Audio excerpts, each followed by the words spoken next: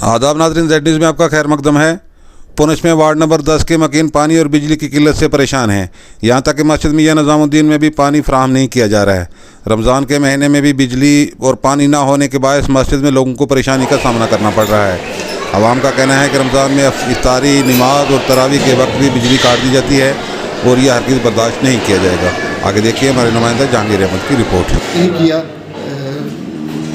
जब उसने पानी बंद किया करबला के मैदान में, लेकिन हम बहुत लाइट को लेकर भी हम बहुत परेशान हैं।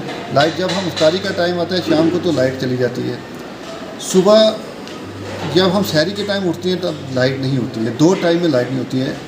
हम ये भी पूछना चाहते हैं एडमिनिस्ट्रेशन के कि क्यों, कि हमारे साथ ही सटेलों वाला सलूक क्यों किया जाए। तो डी साहब को इस टाइम एक्शन करना चाहिए। अब तो चलो 8 रोज़े रहे, ये 8 दिन तो हमें पानी दे दें, और पानी की प्रॉब्लम क्यों आ रही है, मोहल्ले में भी पानी की परेशानी क्यों आ रही है। इसलिए हम बहुत परेशान हैं पानी को लेकर, मोहल्ले के लोग भी परेशान हैं।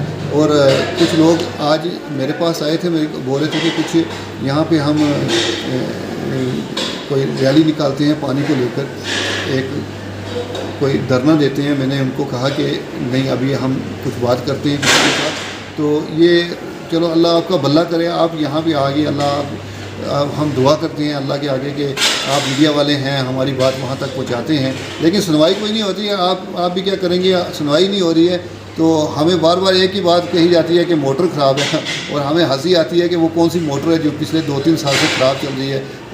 और हम ये भी पूछेंगे एक्सीएन साहब से, AAA साहब से, PHE के, कि ये मोहल्ले में पानी की परेशानी क्यों आ रही है। मोहल्ले में लोगों के घर में पानी नहीं है, रात को लोग जो हैं वो टैंकर भर के ला रहे हैं और पाइपों के थ्रू पानी जो है वो अपने घर में डाल रहे हैं। तो शर्म आनी चाहिए यार, सिटी, हार्ट ऑफ सिटी है ये, सिटी के बीच पानी नहीं है।